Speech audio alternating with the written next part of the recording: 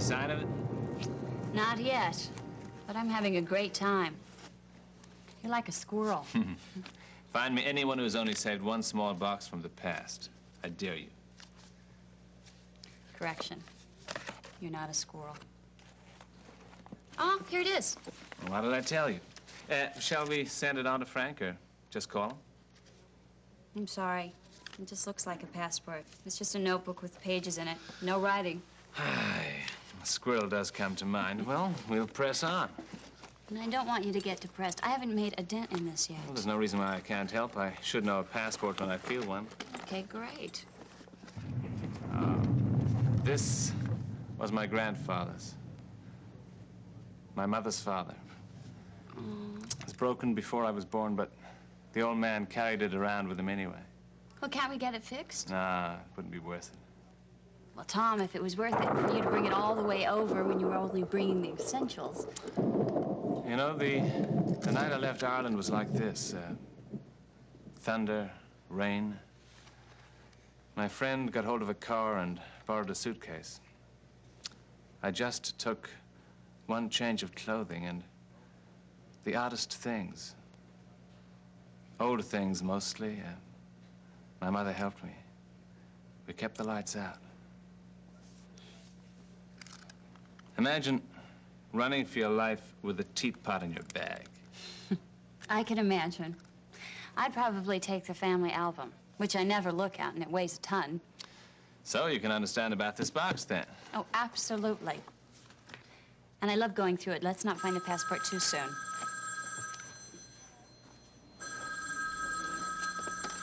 Hello? Hello, Dr. Coleridge. This is Poppy. I hate to bother you, but I thought tonight might be better than maybe waking you up tomorrow morning. Poppy, are you all right? I don't feel very well. I don't think I'll be able to come work with Tom tomorrow. I'm really terribly sorry. Now, don't worry about that. How sick are you? Well, I have a bad headache and I'm sick to my stomach. Are you running a fever? I think so. I'm dizzy. Poppy, I want you to call your doctor. I don't have one. But I'll be all right. I think I just need to sleep. Listen, what is your address? 1051 139th Street. Oh, don't send anybody. No, just me. I'll be there in 15 minutes. Oh, no, I'm sure it's the flu. I'll be really careful and rest. I have to go now. I'll call you tomorrow. Tell Tom to practice, and I'll see him in a couple days. Thanks very much anyway. Bye. What's the matter with her? Are you going to see her? Well, she doesn't want me to, but I think I should. Oh, she sounds just awful, and she admits to feeling the same way. Which, you know, it's got to be 10 times worse then.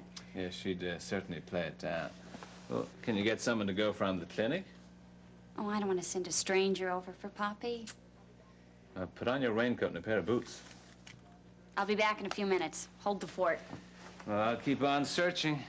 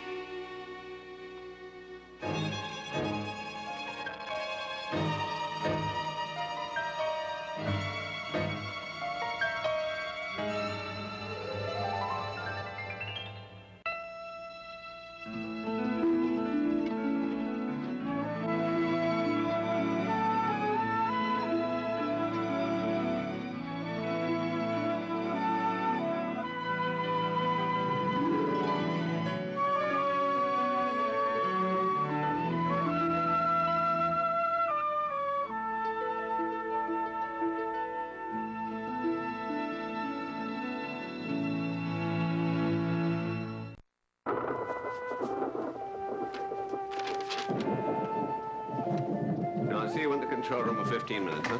Oh, good. Sorry. Grief. We've had our conference. Yeah, but I made a phone call since then. It's really important. Oh, are you going somewhere? I was hoping Can I to. wait 5 minutes? You got a candy bar on you? Or a hamburger? I have news for you that will nourish you much more satisfactorily. Now, are you familiar with a senator by the name of Joseph Putnam? He's something of an institution in Washington. Of course, mean old Joe. He's famous. He's not one of our pigeons. Is he not, Ella? That should tell me. Do I get to interview Senator Putnam? Well, let me fill in some of the background. Now, the politicians who are going to be on your series are basically those whose decisions affect urban areas, particularly New York City. Now, at first sight, Putnam doesn't seem to fit into that category, but then... Of course he fits into that category. He chairs the whatchamacallit committee and personally stops aid to cities all the time.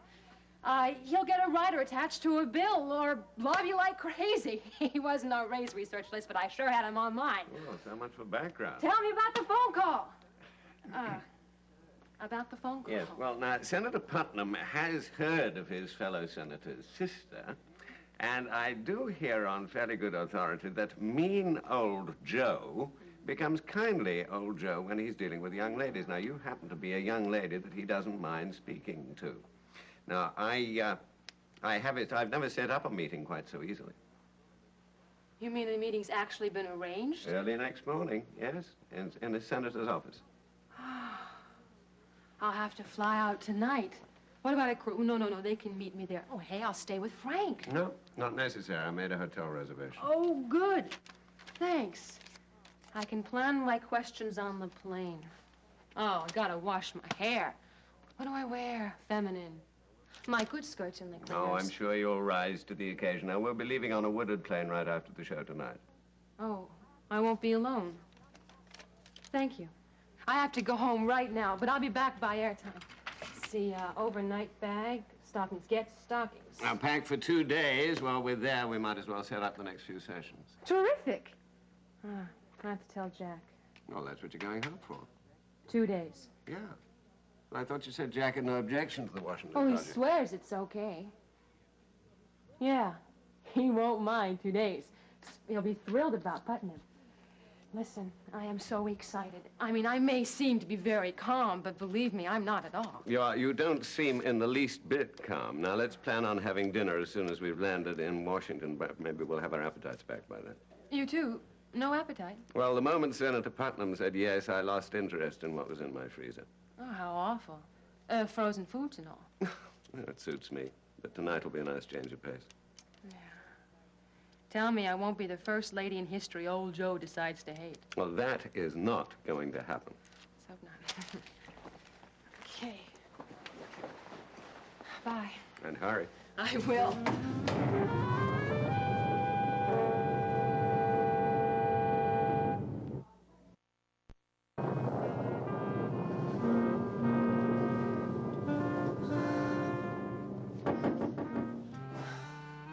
Yes? It's Fanny Mulberry. Oh, no, not here. Coffee? I'm coming.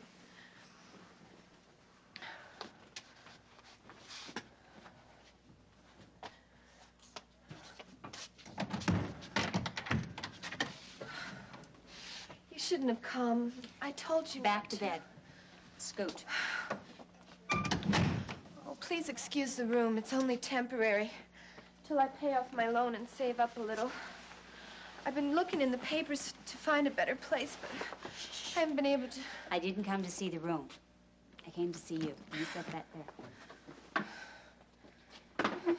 Are you having any more pains besides the headache and cramps? It's not pain, really. It's more of an ache, I guess. My legs all over. Oh, your hand's so cold. You shouldn't be out in this weather. Did you take any medication? Took an aspirin about 3 hours ago, but I couldn't keep it down. Oh, I don't even have a good chair for you to sit on. Does it hurt when you swallow? Little.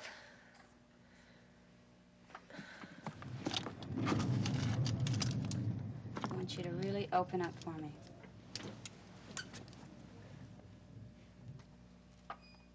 A little, she says. I'm almost done. feel so foolish. What you feel is sick. And unfortunately, it happens to all of us. And it's nothing to be embarrassed about. This won't take much longer. I want you to breathe in and out deeply for me. Again. Okay, sit up. That's it. See, I borrowed money to pay for my training. The orphanage got me a loan on credit, so I have to pay it back on time. And the rent here is cheap. All right, just relax. Breathe in again. Again.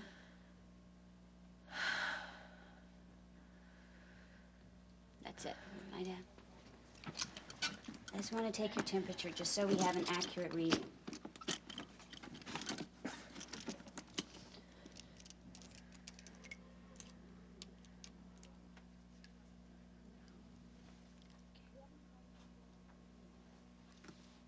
Do you have any friends in the building, someone who can check on you? And you don't have a phone? You can tell me in a minute.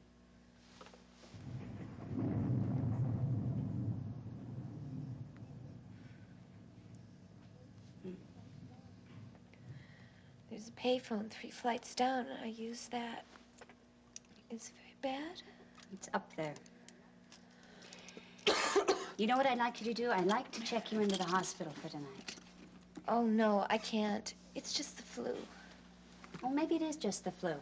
But you need nursing at the very least. 1 day of observation. Will you do that for me? Oh, no. I can manage. I'll take any pills you want, but hospitals cost money. I can't leave here. I have to stay here. All right, okay, all right. I'm not going to force you. Just relax. But what I want you to do, I'm going to give you some pills. I want you to take 2 right now. I think you'll be able to keep these down, and they'll help you to sleep, and they'll take down that fever. Do you have a glass? On the sink. Okay, here.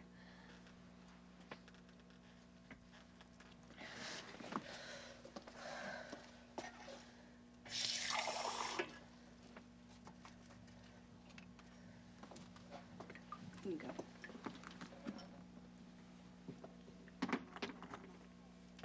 Thank you. And I'll be back tomorrow. Oh, no. I'll call you. 9 o'clock. If you don't hear from me, then you can come, but I will call. I think all I need is just to sleep. You should go home. It must be late. No, I'm going to sit here until you feel up to letting me out and locking the door behind me.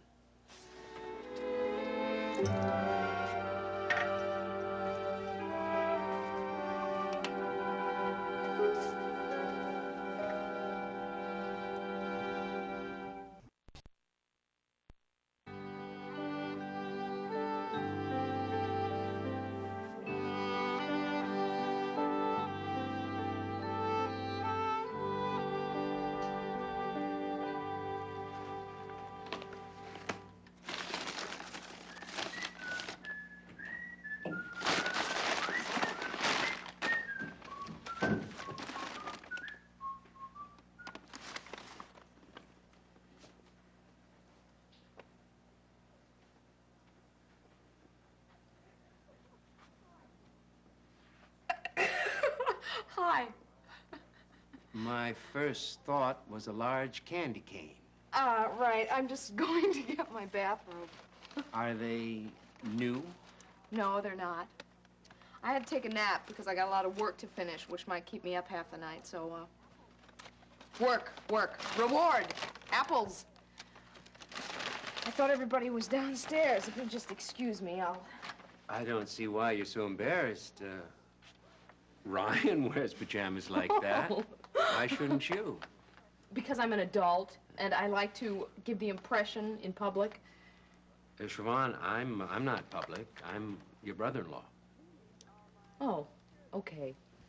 These are my security pajamas. They go back about 10 years. Ma cringes when she sees me in them. I cringe myself when I catch a glimpse of myself in the mirror. But they work like magic when I need to fall asleep instantly. So I hauled them out for that purpose. And they really worked. Yeah, closed my eyes, was asleep for 2 hours. So I'll just put my jeans on now. Well, don't change on my account. Oh, we'll see. Good practical design on those things. Oh, funny!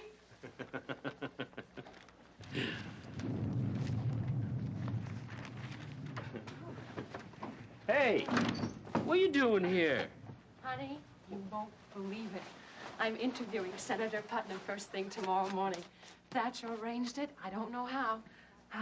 But I have to get packed and get back to the station and fly out right after the show. Me and Joe Putnam. Hey, that's incredible. I know. I'm terrified. Well, I could think of easier ways for Thatcher to start you off. Oh, he's coming down with me and being very supportive. I'm sorry to leave on the spur of the moment like this. I wish he could come down with me. Yeah, well, so do I. I'd love to have a crack at old Joe. I'll see what I can set up for you. You'll be back tomorrow. Well, Thatcher asked if I could spend 2 days. I mean, once we're down there, we really should arrange the next few interviews. You won't mind too much. Maybe I won't have to go all next week. You do what you need to do. Thank you. I'm gonna go see Ryan and put some things in the bag. I'm supposed to be beautiful.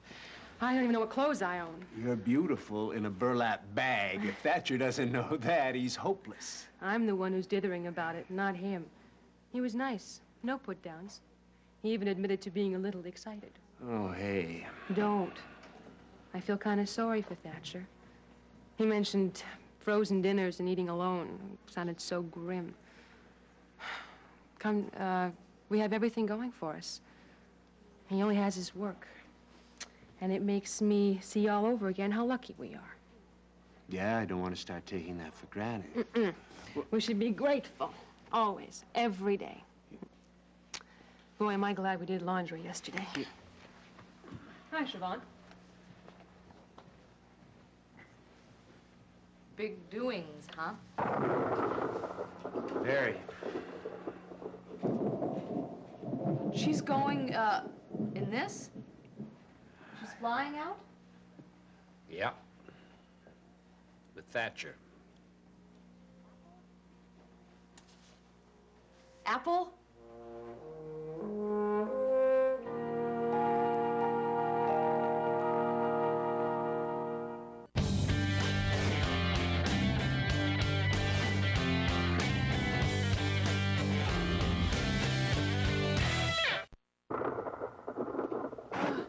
Ryan woke up for a minute, so we had a quick cuddle.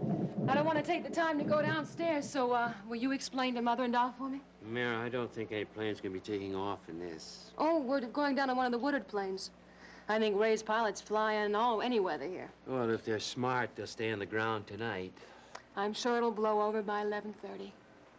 How about if you leave in the morning, huh? You can leave at the crack of dawn. The flight's less than an hour. But the point is to get there with time left for a decent sleep. The point is to get there alive. Oh, you silly person. I love you, too. You'll sleep better here. Thatcher says we have to leave tonight, and he's the boss. Well, since when is he allowed to think for you? Never mind. Maybe it'll blow over. Would you rather I put it off? You can tell me. If you cancel this interview with Joe Putnam, he'll never give you a second chance. And if that happens, you'll never speak to me again. I'd understand, No. I think. Go on, do your show. Have a good time in Washington. Let me know where you stay. Oh, the hotel. Here, Thatcher made the reservations. What I'll do is I'll call you the minute we check in, okay?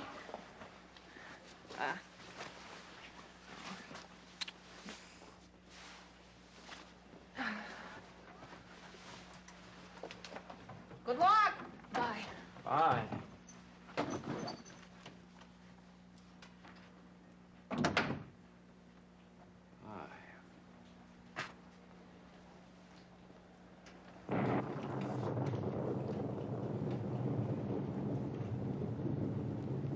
Better go see if Ryan fell asleep. She doesn't much like thunder.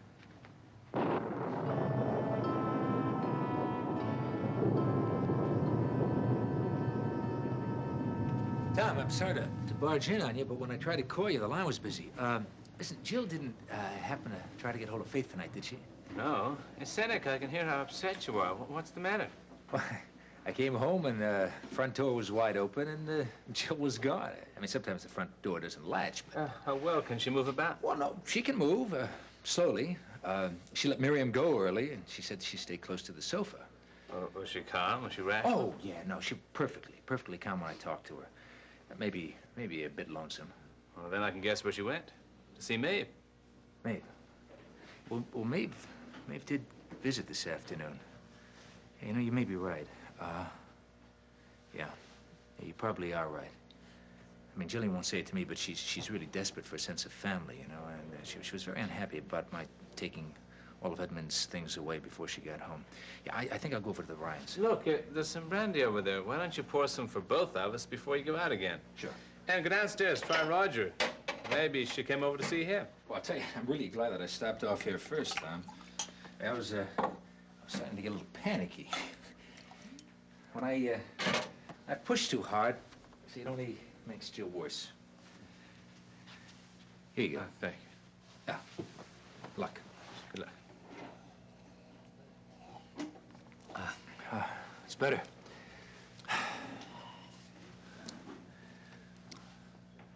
Love to Tom, Teresa. Ah, a picture. Yeah, Teresa? Yeah, that was taken the year before she died. It was very lovely. Yes. Yeah. Well, listen, Tom, I'll call you as soon as I find her, huh? This better not alarm Faith right now. Fine. But she'll be home soon if you need her. Thanks.